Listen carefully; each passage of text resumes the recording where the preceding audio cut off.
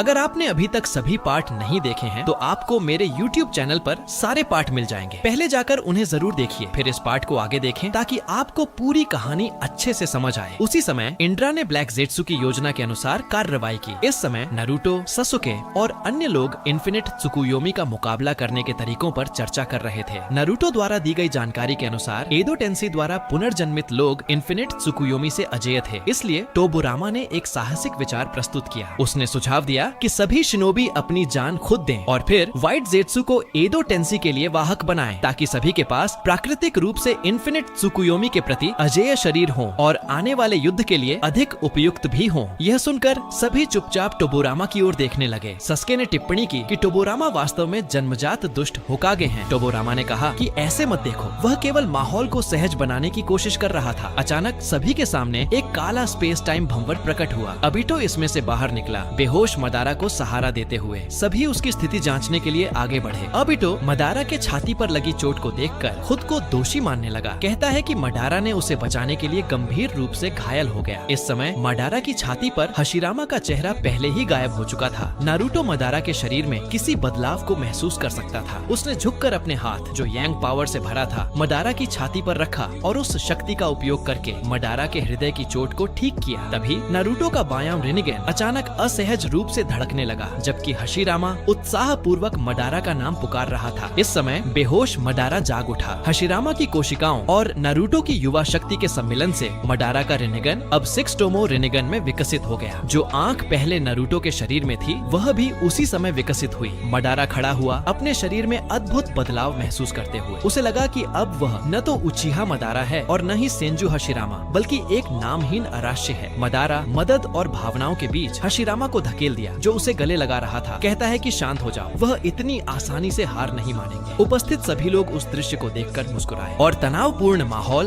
तुरंत हल्का हो गया। नारुतो आगे बढ़ा और मदारा को बधाई दी कि उसने आखिरकार स्वयं को पार कर लिया। उसने वह रिनिगन वापस मदारा को देने का निर्णय लिया, जो वह स्वयं लिए हुए था, क्योंकि रिनिगन अपनी असली शक्ति केवल जोड़ी में ही दिखा सकता है। केवल एक आंख होने पर मदारा का इंद्रा से मुकाबला करना अनुचित था। मदारा ने ठहाका लगाया, कहते हुए कि हार हार ही होती है। केवल कमजोर लोग बहाने ढूंढते हैं और वह ऐसा व्यक्ति नहीं था जो हार स्वीकार न कर सके। नारुतो ने हल्की मुस्कान दी और फिर रिनिगन को स्वयं से हटा लिया। अब जब उसके पास सेज ऑफ 6 पाथ्स की शक्ति थी, उसे रिनिगन की शक्ति पर निर्भर नहीं रहना था। साथ ही वह मदारा का था और केवल मदारा ही इसे अपनी पूरी क्षमता तक पहुंचा सकता था। मदारा ने इसे लिया और अपनी खाली बाईं आंख में स्थापित किया। जब एक हिंसक हवा चली, उसने स्पष्ट रूप से अपनी नेत्र शक्ति महसूस की। उसके पीछे लिम्बो क्लोन की संख्या 8 तक बढ़ गई। नारुतो ने अपनी युवा शक्ति का उपयोग करके अपनी खोई हुई आंख को फिर से बहाल किया। शुरुआत से अंत तक उसे अपने माता पिता द्वारा दी गई आंखें सबसे ज्यादा पसंद थीं। तभी उपजाऊ मैदान में इंद्रा ध्यान पूर्वक देख रहा था, क्योंकि डिवाइन ट्री का कली खिलने वाली थी। अचानक आकाश से डिवाइन ट्री की आवाज गूंजी, जो इंद्रा को याद दिला रही थी कि उसे डिवाइन ट्री को अपने शरीर में अवशोषित करना चाहिए। ब्लैक ज़ेत्सु उत्साह पूर्वक इंद्रा को तेजी से अवशोषित करने के लिए कहता है। एक बार जब वह डिवाइन ट्री का जिनचुरिकी बन जाएगा तो इन्फिनिट त्सुकुयोमी आसानी से साकार किया जा सकता था और उसे और अधिक चक्र और वास्तव में अमर जीवन प्राप्त होगा।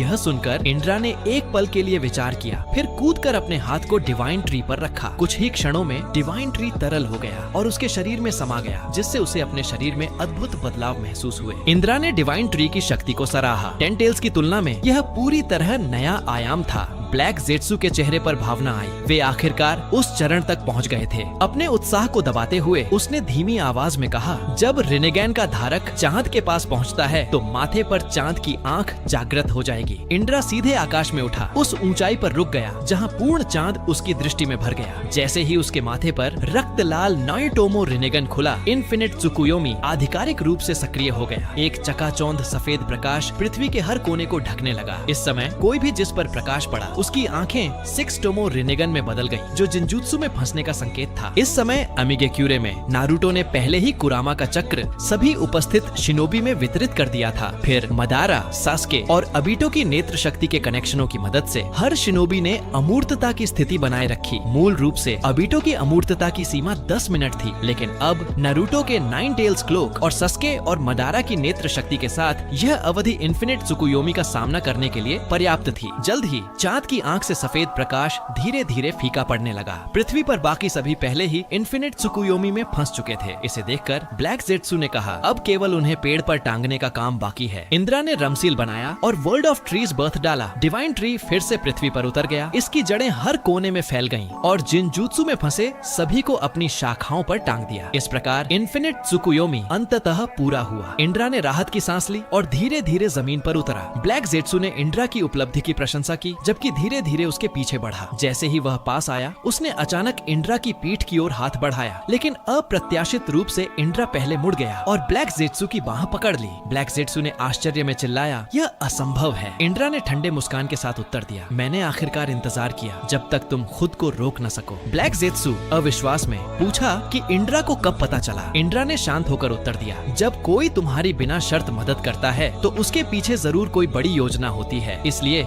मैं शुरू से ही तुम्हारे प्रति सतर्क था। ब्लैक ज़ेत्सु घबराकर भागने की कोशिश करने लगा, लेकिन इंद्रा ने उसे लोहे की पकड़ में रखा। उसके मन में ब्लैक ज़ेत्सु स्तब्ध रह गया। सभी लड़ाइयों और इन्फिनिट त्सुकुयोमी को सक्रिय करने के बाद भी इंद्रा में इतनी जबरदस्त शक्ति थी। इंद्रा को ब्लैक ज़ेत्सु का असली लक्ष्य पता नहीं था, लेकिन एक भी धोखा होने पर भरोसा बेकार था। उसने काले छड़ी का उपयोग कर ब्लैक ज़ेत्सु को बांधा और उसे आकाश में फेंक दिया। ब्लैक ज़ेत्सु निराशा में चिल्लाया और चिबाकू टेंसी के अंदर सील कर दिया गया। इसके बाद इंद्रा ने अपनी दृष्टि अमिगे क्यूरे। जब इन्फिनिट त्सुकुयोमी सक्रिय हुआ, उसने महसूस किया कि एक रहस्यमय शक्ति प्रकाश को रोक रही थी। इस समय वर्तमान युग के सभी महान शिनोबी वहाँ इकट्ठे थे। क्या वह वही उजुमाकी नारुतो था जिसके बारे में ब्लैक ज़ेत्सु ने कहा था? उसे मिलने का समय आ गया था। इंद्रा सफेद प्रकाश की धार में बदल गया और अमाजेकुरे की ओर तेजी से बढ़ा। अच्छे से समझ आए। इस समय इंद्रा ने हिडन रेन विलेज पर अचानक हमला किया। ब्लैक ज़ेत्सु को सील करने के तुरंत बाद वह तुरंत हिडन रेन विलेज की ओर दौड़ा जहां नारुतो था। इस समय नारुतो ने अभी अभी अन्य शिनोबी को अबीटोस कैनुई स्पेस से बाहर निकाला था। नारुतो ने अनुमान लगाया कि ब्लैक ज़ेत्सु ने शायद पहले ही इंद्रा के खिलाफ कोई कदम उठा लिया होगा, क्योंकि अब इंद्रा का यह सबसे कमजोर समय था। लेकिन कगुया के पुनर्जन्म के कोई संकेत क्यों नहीं थे? क्या ब्लैक ज़ेत्सु की योजना विफल हो गई थी? अचानक एक हिंसक तूफान आया। इंद्रा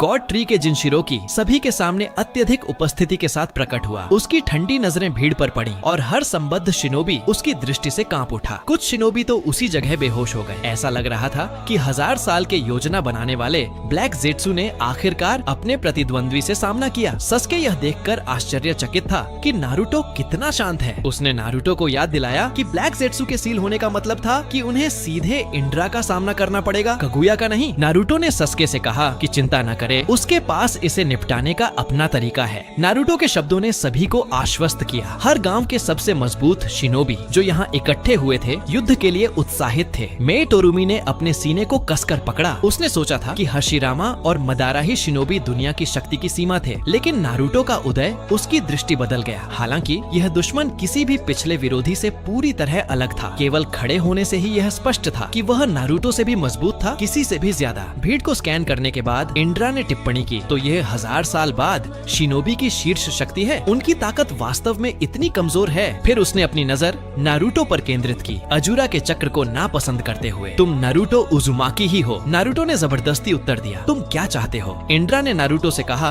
कि सभी अप्रासंगिक लोग चले जाएं। वह कमजोर पर समय बर्बाद नहीं करना चाहता था। फिर उसने अपनी उंगली उठाई और इशारा किया, नारुतो, सस्के, मदारा, हशिरामा और अबीटो की ओर। तुम 5 रहो, बाकी अपने घर जाओ। पहले निराश शिनोबी ने क्रोधित चिल्लाहट भरी, हमें देखकर तुम्हारी हिम्मत कैसे हुई? कई क्लाउड शिनोबी आगे बढ़े, लेकिन इंद्रा तक पहुंचने से पहले आकाश से काली बिजली गिर गई। सौभाग्य से नारुतो का कुरामा हाथ ने उन्हें समय पर बचा लिया। मदारा ने धीमी आवाज में कहा कि यह दुश्मन का ऑक्यूलर पावर है, जो 6 पैट्स शक्ति के साथ तकनीक का निर्माण कर रहा है, जिससे काली बिजली पैदा होती है। एक ऐसा कदम जिसे बचाना बेहद कठिन है। मौजूदा शिनोबी ने अपनी आंखों के सामने की गहरी खाई को देखा। उनके शरीर कांप उठे। वे ऐसे राक्षस से कैसे लड़ सकते थे? इस समय मदारा अचानक छलांग लगाई और जोर जोर से हंसने लगा। उसने घोषित किया कि इंद्रा सही है। अगर वे मरना नहीं चाहते तो उन्हें बहुत दूर भाग जाना चाहिए, इससे पहले कि होकागे सबकी रक्षा के लिए आगे आए। मिनाटो ने नारुतो से कहा कि अभी कुछ न करे, पहले इंद्रा की ताकत को मापने दो। जैसे ही वह बोला, ऊपर से एक डरावनी आवाज गूंजी, जिससे इंद्रा हवा में उड़ गया। यह मदारास लिम्बो हमला था। इंद्रा ने मदारा को देखा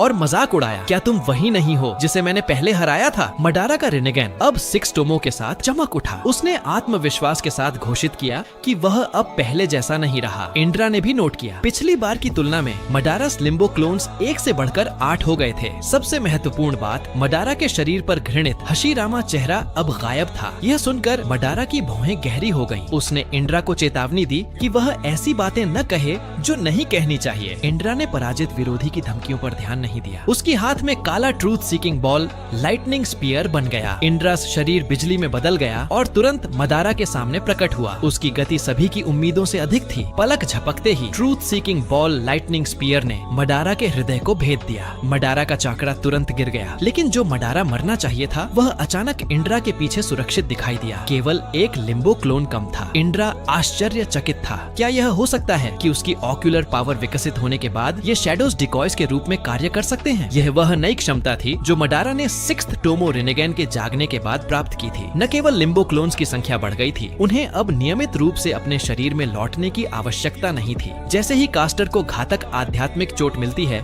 एक लिम्बो क्लोन अस्थायी रूप से उसकी जगह गायब हो जाएगा। दूसरे शब्दों में, अब सचमुच मडारा को मारने के लिए उसे कम समय में 9 बार मरना पड़ेगा। इसके अलावा मडारा ने एक और डरावनी क्षमता सक्रिय की थी। इंड्रा ने मडारा की नई शक्तियों को पूरी तरह से नहीं समझा, लेकिन वह जानता था कि सबसे अच्छा तरीका लिम्बो क्लोन्स को पहले खत्म करना है। ब्लैक लाइटनिंग इंड्रा के बाएं हाथ में बन गई। दोस्तों, अगर आपको ये वीडियो पसंद आया हो तो नीचे हाइप बटन दबाना मत भूलो। अगर वीडियो को लाइक और शेयर करना बिल्कुल मत भूलिएगा। और हाँ, आने वाला पार्ट मिस न हो, इसके लिए चैनल को सब्सक्राइब जरूर कीजिए। आपका प्यार और सपोर्ट ही हमें और भी रोमांचक कहानियां लाने की ताकत देता है। यहीं पर इस वीडियो को खत्म करते हैं। मिलते हैं अगले पार्ट में।